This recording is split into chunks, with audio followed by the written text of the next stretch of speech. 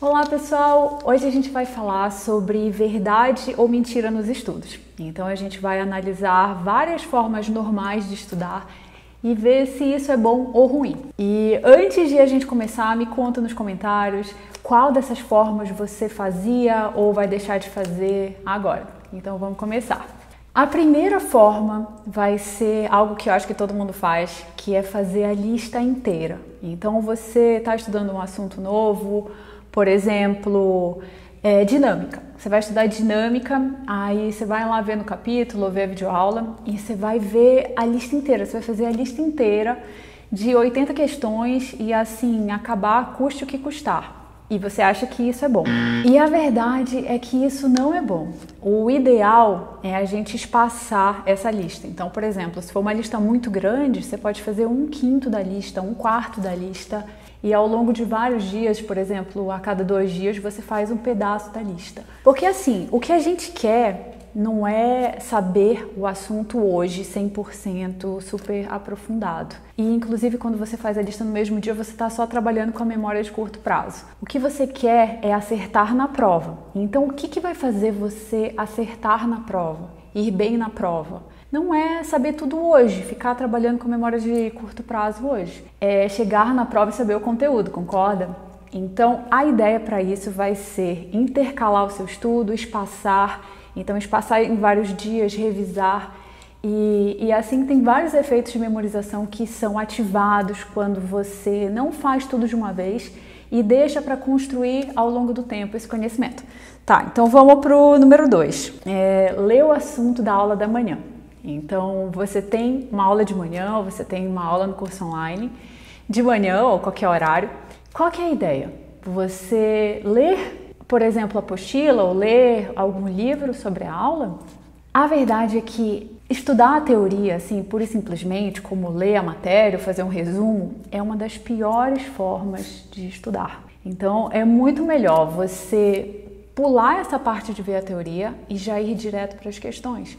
É nas questões que você vai aprender de verdade. Então, eu não vou nem entrar muito em detalhes nisso, mas assim, no estudo, o ideal é passar o menor tempo possível na teoria e o maior tempo possível nos exercícios. E agora, o ponto 3 é o seguinte: será que é bom variar técnicas de estudos? Então, por exemplo, você está estudando colisões e aí ficou muito difícil fazer a lista de exercício. Você acha que é legal parar um pouco e talvez se explicar a matéria? Ou, por exemplo, em biologia, você está fazendo exercício, aí você decide, não, eu vou fazer um flashcard.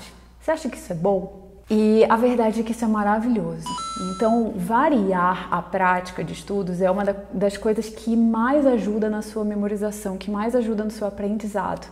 E o nome é a prática variada. Então, você vai variar. Uma hora você faz exercício, outra hora você faz flashcards, outra hora você se explica. E é claro que todas essas técnicas não valem para a mesma matéria. Então, por exemplo, para a física não adianta fazer flashcards. Então, você tem que usar técnicas que valem para cada matéria. Mas, em geral, variar é muito bom. E se explicar é uma das melhores técnicas que você pode aplicar no dia a dia. Isso, claro, fora os exercícios. O Pomodoro, seguir aquele Pomodoro, 25 minutos, é bom ou ruim? A verdade é que depende. Então, quando você tem problema de concentração, quando você não consegue focar na matéria, então, por exemplo, você vai sentar para estudar, mas passar 25 minutos estudando é muito difícil, você fica com vontade de olhar o celular ou você não consegue se concentrar, aí sim, é legal você fazer o Pomodoro. Ou às vezes é um assunto que você está procrastinando, um assunto que é muito difícil. Aí nesse ponto é legal você passar esses só 25 minutos estudando. Já se você já está acostumado a estudar essa matéria e assim, não é nada de impossível, você gosta de estudar ou assim, flui para você, não é necessário fazer um Pomodoro. Então você pode ir seguindo seus níveis de energia e parar, por exemplo, em 1h30 ou fazer um intervalo a cada 50 minutos, que é uma coisa que dá certo, mas não precisa a cada 25 minutos. Eu mesma, assim, eu não gosto de parar a cada 25 minutos. Eu acho assim, poxa, agora que eu comecei a pegar o jeito, agora que assim, eu me concentrei na matéria, eu tenho que parar para fazer intervalo? Então não faz sentido. Faz sentido em tarefas assim muito difíceis, algo que você está procrastinando ou se você não consegue se concentrar.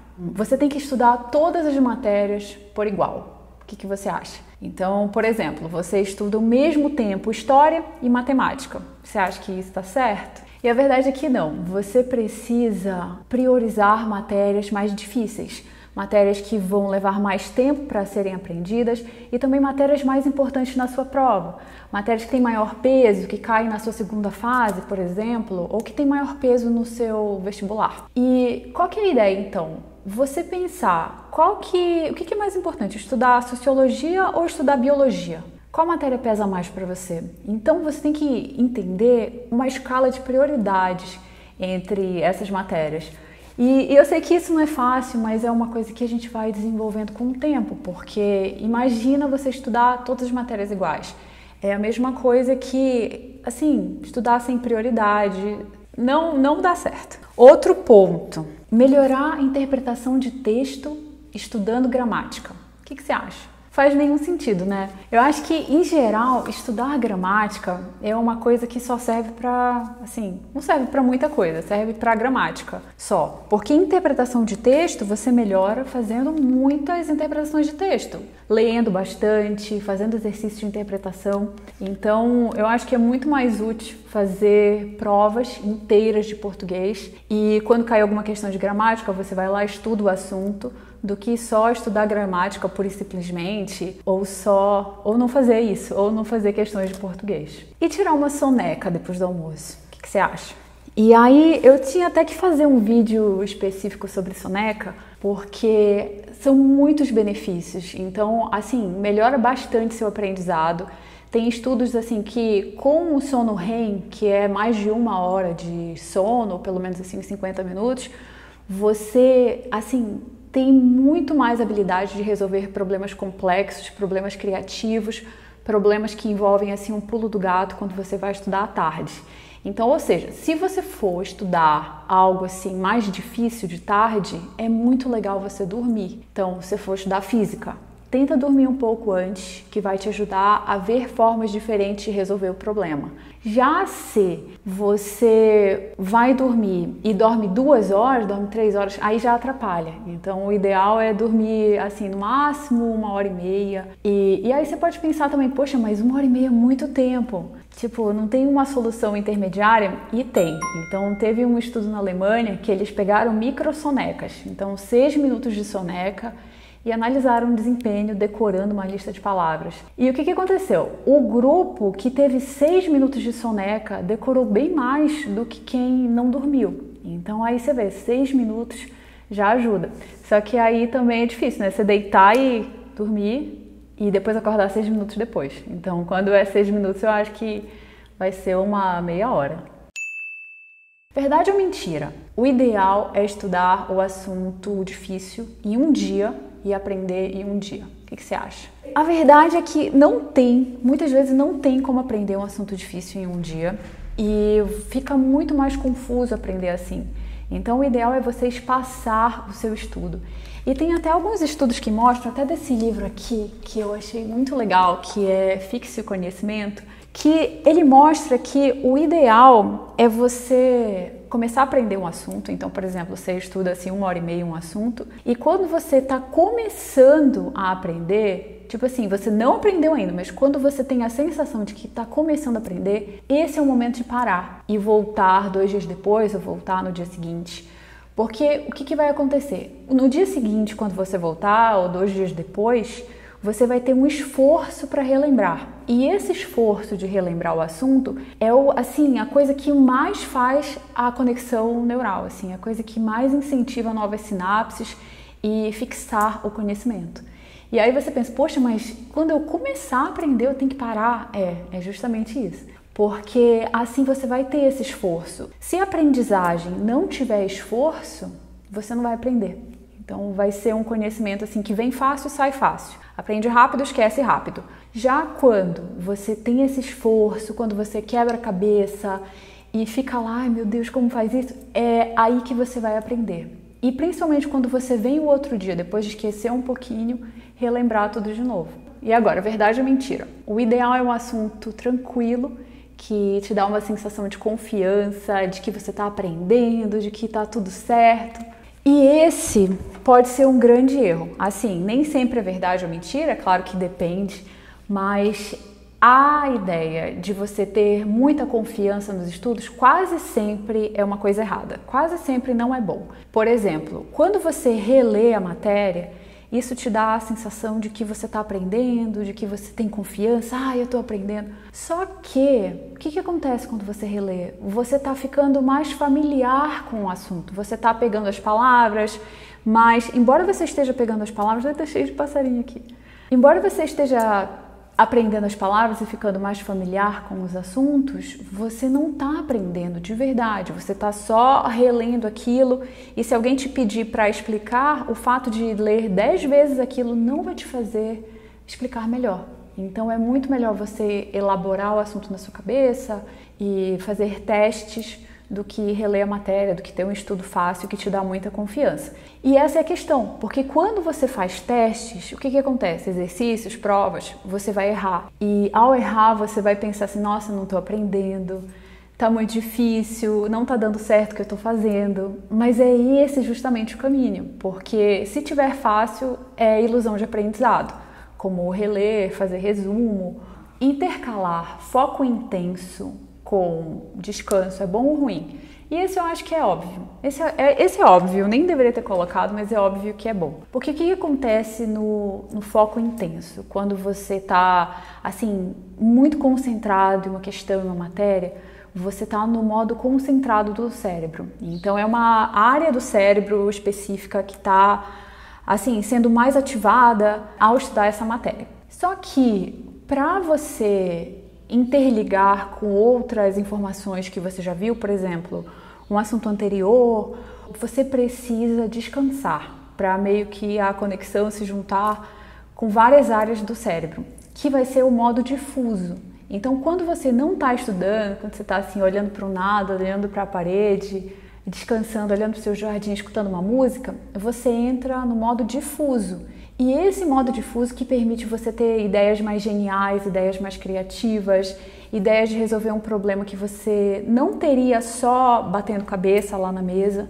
Então, é muito saudável, é muito necessário você intercalar momentos de muito foco, momentos assim de alta concentração, com momentos em que você está relaxando, caminhando ou escutando música. E tem até vários matemáticos que faziam isso. Eu lembro um podcast passado que eu acho que era esse título, modo difuso, modo focado. Eu vou deixar aí na descrição, que eu conto a história do Poincaré. Então o Poincaré conta que ele estava estudando, quer dizer, ele estava trabalhando para resolver um problema de transformada específica lá da matemática, e a ideia não vinha de jeito nenhum, e ele já estava semanas tentando, e tentou de tudo quanto é jeito, e não dava certo. Aí, o que ele fez? Ele decidiu, quer saber, eu vou viajar, eu vou sair daqui, porque eu já tentei tanto, e a resposta não vem. Aí ele decidiu tirar férias, e ele conta que lá no meio das férias, assim, ele andou de trem, chegou lá nas férias, esqueceu totalmente o problema. Quando ele colocou os pés para entrar no ônibus, a resposta surgiu assim, como por mágica. Até me arrepio. Surgiu por mágica a resposta na cabeça dele. Então você vê, ele não estava nem pensando no problema, mas a resposta veio. Então é muito bom quando a gente usa esses dois métodos, sabe? A gente intercala o modo focado com difuso. E isso não vem só da matemática, então tem tantos exemplos de pessoas assim que escrevem livros e aí estão lá escrevendo e dá um branco ou não tem o que falar, aí vai dar um passeio, olha árvores, volta e tem ideias. Então é muito, muito legal a gente fazer isso no estudo diário mesmo e até, por exemplo, quando você faz uma questão, digamos, você faz uma questão no fim da tarde de matemática, não tem nenhuma ideia de resolver. Uma ideia que você pode ter é deixar essa questão aí, dar uma olhada nela antes de dormir de novo e ver se enquanto você dorme você não tem alguma ideia, algum pulo do gato de como resolver. E eu aposto assim, né? Nem sempre vai dar certo, mas muitas vezes você pode acordar com a solução de manhã. Então é uma coisa assim que eu fazia e ajudava muito, porque assim, questões do ITA às vezes são muito complexas e tem que descansar, tem que ter esse modo difuso e focado. Então é isso, acabou minha lista. E você tem outras ideias de verdade ou mentira no estudo, nos estudos que eu esqueci? Me conta aí nos comentários.